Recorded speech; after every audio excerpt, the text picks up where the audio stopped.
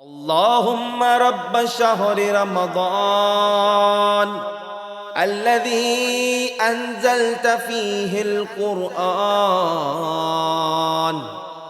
وافترضت على عبادك فيه الصيام. اعوذ باللہ من الشیطان اللعین الرجیم. بسم اللہ الرحمن الرحیم. الحمد للہ رب العالمین. الصلاۃ والسلام علی اہلہا واللعنۃ علی اہلہا. اما بعد فقد قال اللہ تبارک و تعالی فی کتابہ المجید وکلامہ المتین وقولہ الحق وہو اصدق الصادقین. بسم اللہ الرحمن الرحیم. افلا یتدبرون القرآن ام علی قلوب اقفالها. درود پڑھ دیجئے محمد اور آل محمد کی ذات پر. اللہم صل علی محمد و آل محمد. جس موضوع اور چیپٹر کو آج ہم نے چند دقائق اور منٹس کے اندر ڈسکس کرنا ہے، انتہائی اہم ترین موضوع اس اعتبار سے کہ چاہے انسان کا بچپنا ہو، لڑکپن ہو، جوانی ہو، بڑھاپا ہو، شاید بڑھاپے کو تھوڑا سا ہٹا دیا جائے، اس لیے کہ اس میں عام طور پر انسان کا رجحان عبادت کی طرف بڑھنے لگتا ہے، اس لیے کہ قبر آنکھوں کے سامنے نظر آنا شروع ہو جاتی ہے. بہرحال انسان اپنی زندگی کے ہر دور میں مختلف کتابوں کو پڑھتا ہے، اسٹڈی کرتا ہے، غور و خوض کرتا ہے، ڈیپ اسٹڈی کرتا ہے، کمبائنڈ اسٹڈی کرتا ہے، ڈیٹیل اسٹڈی کرتا ہے، ریفرنس بک دیکھتا ہے، فزکس، بایولوجی، سائنس، کیمسٹری، جغرافی، مختلف سبجیکٹس دنیا بھر میں ایجوکیشنل انسٹیٹیوشنز اور اکیڈمیز پڑھاتی ہے، اس پر غور و فکر کرواتی ہیں، اس پر رکتی ہیں، ان کے ڈیٹیل مفاہیم کو آ کر سلیکٹ کیا جاتا ہے کہ کون سی باتیں ایسی ہے کہ جہاں پر رکا جائے، اور وہاں پر بیٹھ کر رک کر تھوڑی دیر توقف کر کے انسان ڈسکس کرے کہ کہنا کیا چاہتا ہے اس کتاب کا آتھر یا اس کتاب کا رائٹر یا اس کتاب کا مؤلف. یہ ان کتابوں کی بات ہو رہی ہے کہ جو حضرت انسان کی اپنے ہاتھوں سے لکھی ہوئی کتابیں ہیں، کہ جس کے اندر خطا کی گنجائش ہے، مسٹیکس موجود ہیں، اس کے باوجود بھی یہ ساری باتیں، یہ سارے پروسیجرز انسان طے کرتا ہے. لیکن وہ کتاب کے جو پروردگار عالم کی جانب سے 1400 سال پہلے ختمی مرتبہ حضرت محمد مصطفیٰ صلی اللہ علیہ وآلہ وسلم کے قلب پر نازل کی گئی، یعنی قرآن مجید. بہت افسوس کے ساتھ یہ کہنا پڑتا ہے کہ وہ مفاہیم اور وہ ٹیچنگز اور وہ باتیں کہ جو اس قرآن مجید کے اندر موجود تھی، مسلمانوں نے اس سے ویسا فائدہ نہ اٹھایا اور ویسی تعلیمات نہ سیکھی. تو انسان جہاں پر ان تمام بکس کے لیے ریفرنس بکس اور اپنی زندگی کا بہت بڑا حصہ ان بکس کو پڑھنے کے اندر لگا رہا ہے، کیا یہ سزاوار نہیں ہے؟ کیا اس کتاب کا حق نہیں ہے انسان کی گردن پر؟ پروردگار کا بطور خالق ہونا اس بات کا تقاضا نہیں کرتا کہ یہ انسان بطور مخلوق ہوتے ہوئے اپنے خالق کے اس کوڈ آف کنڈکٹ کو کہ جو اس نے بتایا ہے کہ دنیا کے اندر زندگی کیسے گزارنی ہے اسے پڑھے. جب بھی انسان کوئی، مجھے یاد آتا ہے کہ اگرچہ میں یہ سوچ کر نہیں آیا تھا، لیکن مجھے یاد آتا ہے کہ ایک عالم دین ایک اچھی مثال سے اس بات کو واضح کر رہے تھے. اب یہ بات تھی یا قرآن سے ریلیٹڈ تھی یا کسی اور کتاب سے، لیکن جب بھی انسان کوئی پروڈکٹ اپنے گھر پر لے کر آتا ہے، مثلاً اس کے گھر کا مشین خراب ہو گیا تھا، یا وہ اپنے مشینز کو اپڈیٹ کرنا چاہتا ہے، پہلے سیمی آٹومیٹک تھا، اب وہ آٹومیٹک لانا چاہتا ہے، تو وہ جیسے ہی گھر میں وہ پروڈکٹ لے کر آتا ہے تو اس پروڈکٹ کو جب وہ لاتا ہے تو اس کی ان باکسنگ کرتے وقت اس کے ساتھ ایک مینول اس کو دیا جاتا ہے، ایک بکلیٹ ہوتی ہے اس پروڈکٹ کے باکس کے اندر۔ عام طور پر تو انسان ان باکسنگ کرتے ہوئے اتنا زیادہ خوش ہوتا ہے، اتنا زیادہ ایکسائٹڈ ہوتا ہے کہ وہ اس پروڈکٹ کو نکالتا ہے، اسے استعمال کرنا شروع کر دیتا ہے، مینول کو سائڈ پہ رکھتا ہے۔ بات اس وقت آتی ہے کہ جب وہ پروڈکٹ کوئی پرابلم پیش کر رہی ہوتی ہے، کسی جگہ پر اس پروڈکٹ کے اندر کوئی مشکل آ جاتی ہے، کام نہیں کر رہی ہے، ڈفرینٹ انٹرولز پر آپ کو وہ تنگ کر رہی ہے، تو اب آپ جا کر اس مینول کو کھولتے ہیں اور دیکھتے ہیں کہ بھائی اس کا طریقہ کار کیا تھا، اس کو استعمال کیسے کیا جائے گا۔ یا اگر آپ کمپنی کے پاس چلے جائیں گے اور اس سے کہیں گے کہ بھائی یہ پروڈکٹ تو خراب ہو گئی یا یہ اس کے اندر یہ خرابی ہے، تو وہ سب سے پہلے آپ سے سوال کرے گا کہ آپ کیسے استعمال کر رہے تھے، آپ نے گرایا تو نہیں تھا، ایسا تو نہیں تھا، ویسا تو نہیں تھا۔ اور اگر آپ کے استعمال کے اندر کوئی مشکل ہوگی تو وہ کہے گا کہ ہم نے اس کے باکس کے اندر ایک مینول دیا تھا آپ کو، وہ مینول اس لیے نہیں تھا کہ وہ آپ سائڈ پر رکھ دیتے، بلکہ وہ اس لیے تھا کہ اگر آپ کو اس کا طریقہ استعمال نہیں معلوم ہے تو آپ جان لیجئے کہ اسے کیسے استعمال کرتے ہیں، اسے کیسے فکس کرتے ہیں۔ بہت ساری چیزیں ہوتی ہیں جنہیں فکس کرنا ہوتا ہے، فولڈیبلز ہوتی ہیں، وہ کھلی ہوئی ہوتی ہیں، مینول دیکھا جاتا ہے، اس کے مطابق اس کو فکس کیا جاتا ہے، بچوں کے ٹوائز وغیرہ۔ تو انسان کو جب بھی کوئی پروڈکٹ ملتی ہے تو اس کے ساتھ اس کا ایک مینول دیا جاتا ہے کہ اسے کیسے استعمال کیا جائے گا، کہاں پر کس وقت کیسے رکھا جائے گا، کس درجہ حرارت میں رکھا جائے گا، بچوں کی پہنچ سے دور رکھا جائے گا یا نہیں رکھا جائے گا، کون سا ایج گروپ ہے کہ جو اس چیز کو استعمال کر سکتا ہے۔ کیوں؟ اس لیے کہ جو اس کا بنانے والا ہے وہ بتائے گا کہ اس چیز کو استعمال کیسے کیا جائے گا۔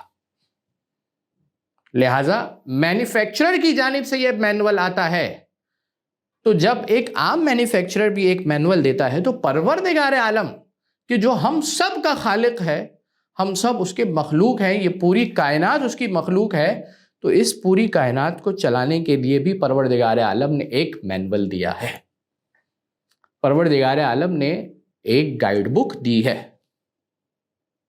اور اس گائیڈ بک کے دو اسٹائلز موجود ہیں ہمارے پاس، ایک ہے قرآن ناطق اور ایک ہے قرآن صامت۔ جو کتاب کی صورت کے اندر گائیڈ لائن ہمارے پاس موجود ہیں اسے ہم قرآن مجید کہتے ہیں، اور ان قرآن مجید کے اندر پوشیدہ مفاہیم کو بتلانے والی جو ہستیاں ہیں انہیں ہم اہل بیت اطہار علیہ السلام کہتے ہیں۔ تو لہٰذا یہ بات بہت ضروری ہے کہ انسان اس گائیڈ لائن کو دیکھے، پڑھے، سمجھے، سوچے، تدبر کرے اس کے اندر کہ پروردگار عالم نے بطور خالق ہوتے ہوئے ہم مخلوقات سے کیا چاہا ہے کہ ہم کس طریقے سے اپنی پروڈکٹ کو، ہم ایک پروڈکٹ ہے پروردگار کی، اس سینس کے اندر کہ ہم مخلوق ہے پروردگار کی۔ پروردگار جانتا ہے کہ کہاں پر میرا فائدہ ہے اور کہاں پر میرا نقصان ہے، کہاں پر مجھے سوچنا ہے اور کہاں پر مجھے تدبر کی ضرورت ہے اور کہاں پر مجھے عبرت کی ضرورت ہے۔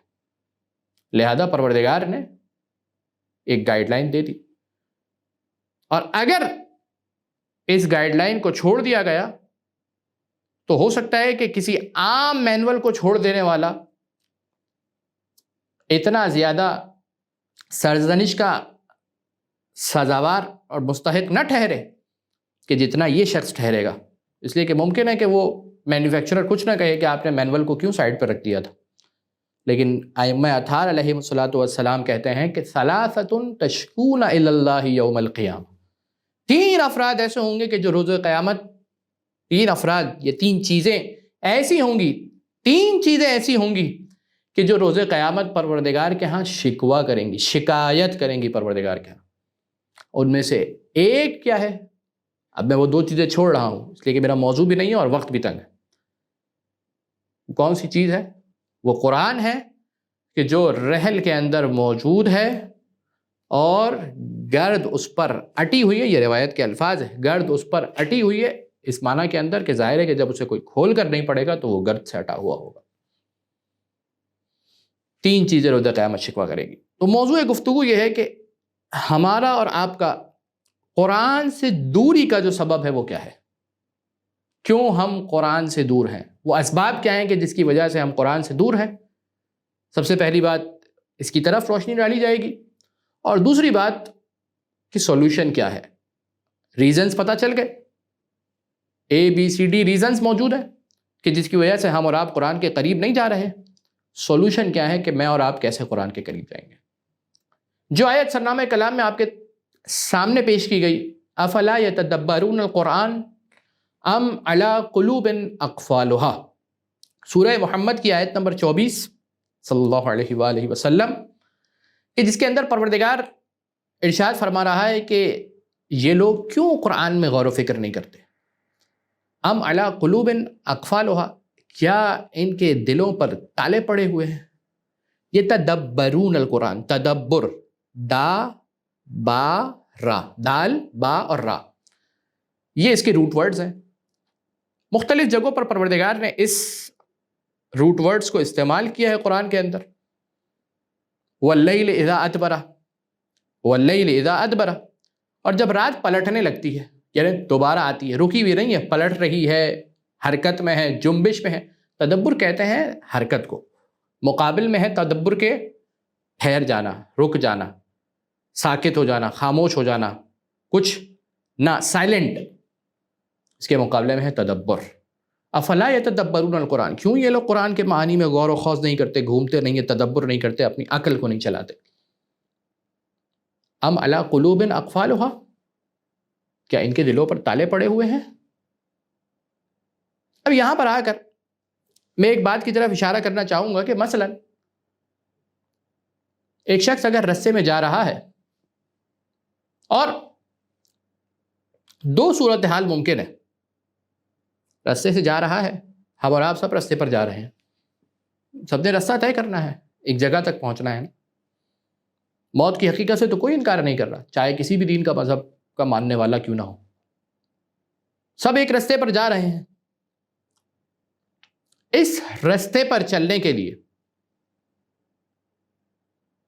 ضرورت ہے کہ اس بات کی کہ روشنی ہو تاکہ رستہ طے ہو سکے، نظر آئے، دکھائی دے، یہ وے سائٹڈ ہو تاکہ انسان آگے کی منزل طے کر سکے۔ سوال کہ اگر کوئی انسان کسی رستے کو طے نہیں کر پا رہا ہے تو اس کی 2 ہی وجوہات ہو سکتی ہیں۔ یا تو یہ وجہ ہے کہ اس کے پاس چراغ ہی نہیں ہے کہ جس کے ذریعے سے وہ روشنی پیدا کر سکے، اور دوسرا یہ ہو سکتا ہے کہ اس کے پاس چراغ تو موجود ہے، اس کے ہاتھ میں چراغ موجود ہے، لیکن وہ خود نابینا ہے۔ چراغ ہے لیکن وہ خود نابینا ہے۔ پروردگار قرآن میں اسی بات کو ارشاد فرما رہا ہے، افلا یتدبرون القرآن ام علی قلوب اقفالها، کیا یہ لوگ قرآن کے معنی پر رک کر غور و فکر نہیں کرتے، یا یہ کہ ان لوگوں کے دلوں پر تالے پڑے ہوئے ہیں، انہیں معنی سمجھ میں آ رہے ہیں لیکن ان کے دلوں پر ایسی مہر لگ چکی ہے کہ اب انہیں قرآن کوئی فائدہ دینے والا نہیں۔ تو یا تو ان کے پاس چراغ ہی نہیں ہے، چراغ تو موجود ہے لیکن اتنے نابینا ہو چکے ہیں کہ اب انہیں قرآن کوئی فائدہ دینے والا نہیں ہے۔ آتے ہیں ان اسباب کی جانب کہ وہ کون کون سے اسباب ہیں کہ جس کی وجہ سے ہم اور آپ قرآن سے دور ہیں۔ پہلا سبب جو خود اس آیت کے معانی پر تھوڑا سا اگر غور و فکر کیا جائے تو واضح ہو جائے گا۔ پروردگار نے کیا فرمایا، افلا یتدبرون القرآن ام علی قلوب اقفالها، اقفال قفل کہتے ہیں تالے کو، اور اقفال قفل کا پلیورل ہے، جمع ہے، اس کے آگے ایک ضمیر لگی ہوئی ہے اقفالها، جیسے ہم کہتے ہیں نا اس کا، اس کے، یہ جو اس استعمال کرتے ہیں پیچھے کوئی تذکرہ کر دیا گیا ہوتا ہے، عربی میں اسے ضمیر کہا جاتا ہے۔ تو پروردگار کیا کہہ رہا ہے کہ وہ لوگ قرآن میں غور و فکر نہیں کرتے، یا ان لوگوں کے دلوں پر اقفالها، ان کے دلوں کے تالے پڑے ہوئے ہیں۔ جو تالے ہیں ان کے دلوں پر پڑے ہوئے، یہ کہاں سے آئے؟ کیا پروردگار نے جبرن ان لوگوں کے دلوں پر تالے لگا دیے ہیں کہ اب یہ کچھ نہیں سمجھ سکتے، تو پھر اختیار اور جبر کی بحث شروع ہو جائے گی کہ پروردگار نے تو انسان کو اختیار کے ساتھ بھیجا ہے اس دنیا میں، مختار بنا کر بھیجا ہے۔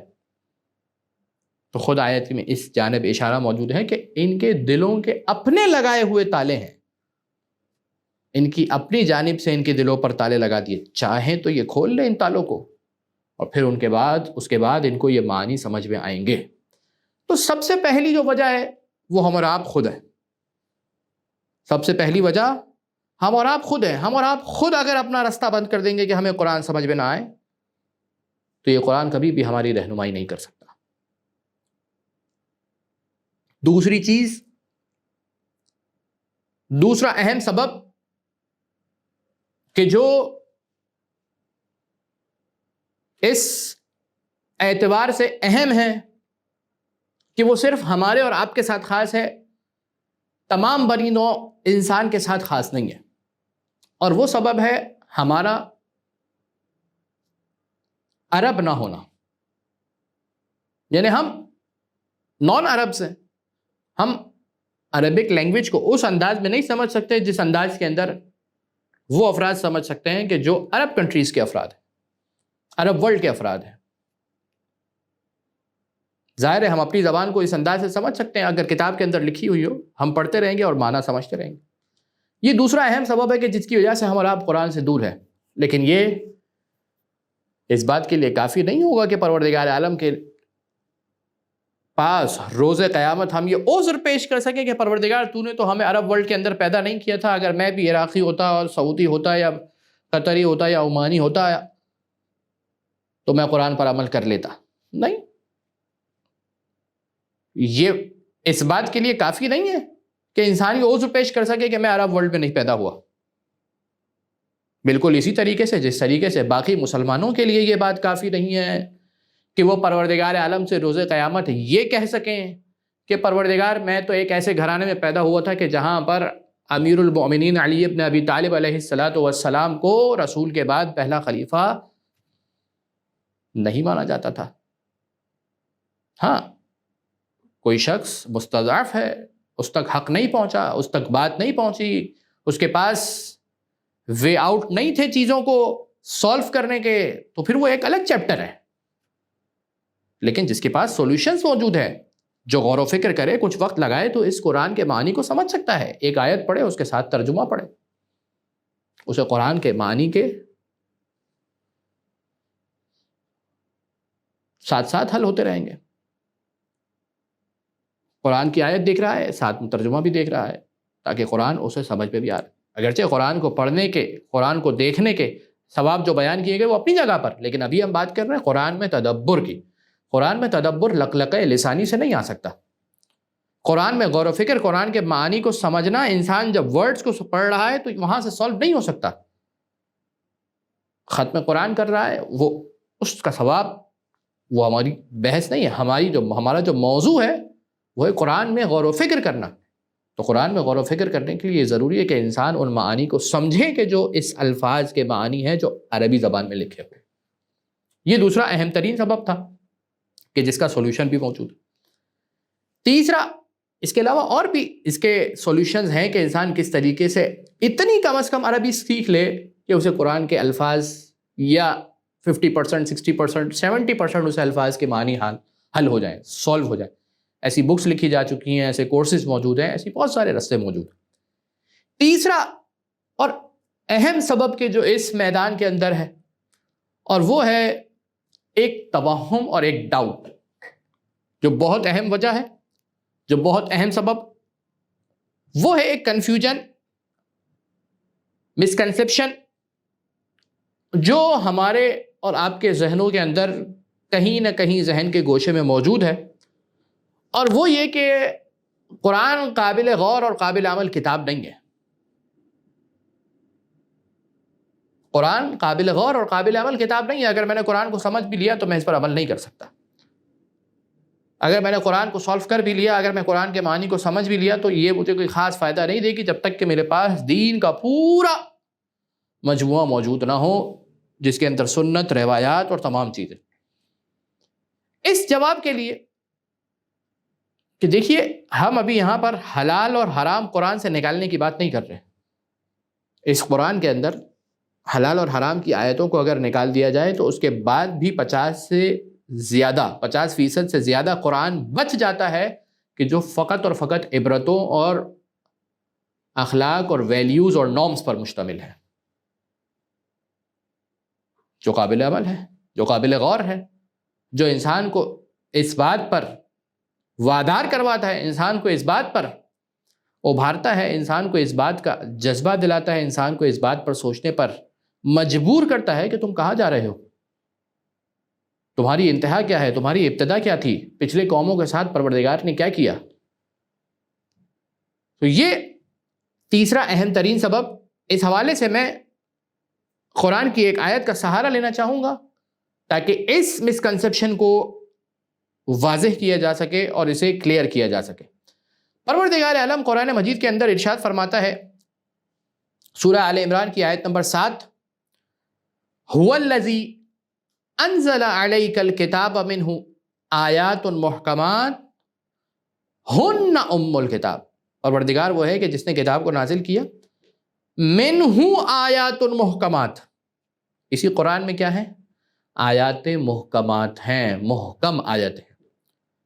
ہن ام الکتاب، یہی ام کتاب ہے، رأس کتاب ہے، وَأُخَرُ مُتَشَابِہَاتٌ، اور دوسری کون سی ہیں کہ جو متشابہ ہیں۔ فَأَمَّا الَّذِينَ فِي قُلُوبِهِمْ زَيْغٌ فَيَتَّبِعُونَ مَا تَشَابَهَ مِنْهُ ابتغاء الفتنة وابتغاء تأویلہ، جن لوگوں کے دلوں میں کجی ہے، جن لوگوں کے دلوں میں ٹیڑھاپن ہے، وہ لوگ کیا کرتے ہیں؟ ان متشابہ آیات کو لیتے ہیں اور کیا کرتے ہیں؟ فتنے کی آگ سے ان آیات کی اپنی مرضی کی تعویلات کرتے ہیں، ان کی تعویلات کے اندر کہتے ہیں اس کی یہ مراد ہے، اس کی یہ مراد ہے، اس کی یہ مراد ہے۔ کون سی آیتوں کا سہارا لیتے ہیں؟ مہم ہے یہاں پر، اہم نقطہ ہے یہاں پر، ما تشابہ، جو متشابہ ہے ان آیات کا سہارا لیا جاتا ہے۔ وما يعلم تأویلہ الا اللہ والراسخون فی العلم، اور ان متشابہ آیات کی تعویل کوئی نہیں جانتا سوائے پروردگار کے اور ان افراد کے جو راسخون فی العلم ہے۔ یقولون آمنا بہ کل من عند ربنا وما یذکر الا اولو الالباب۔ شاہد کیا ہے یہاں پر؟ بیان کیا چیز کی جا رہی ہے ہمارے موضوع سے متعلق کہ قرآن کے اندر دو طریقے کی آیات ہیں، ایک محکم ہے اور ایک متشابہ ہے۔ محکم وہ ہے کہ جس کا معنی واضح کلیئر ہے، ٹھیک ہے، تفسیر، ڈیٹیل، بحث وہ تمام اپنی جگہوں پر ہے، لیکن ظاہر معنی اس کا واضح ہے۔ ایک بہت ڈیٹیلڈ بحث ہے اس آیت کے اندر، میں اس میں جانا نہیں چاہ رہا، لیکن صرف یہ عرض کرنا چاہ رہا ہوں کہ پروردگار عالم اس آیت کے اندر کیا ارشاد فرما رہا ہے کہ جو متشابہ ہیں اس کو سہارا، اس کا سہارا لیتے ہوئے وہ لوگ کہ جو فتنے کی آگ کو برپا کرنا چاہتے ہیں، فتنے کی آگ کو بھڑکانا چاہتے ہیں، وہ لوگ متشابہ آیات کا سہارا لیتے ہیں۔ اما محکم کتاب، محکم آیات یہ ام کتاب ہے، لہذا اس کی تفاسیر میں اور اس کے وضاحت کے اندر علماء نے اس بات کو لکھا کہ معظم قرآن کی آیات جو ہے وہ ظاہر ہے، حلال اور حرام ہم نے اخذ نہیں کرنا قرآن سے۔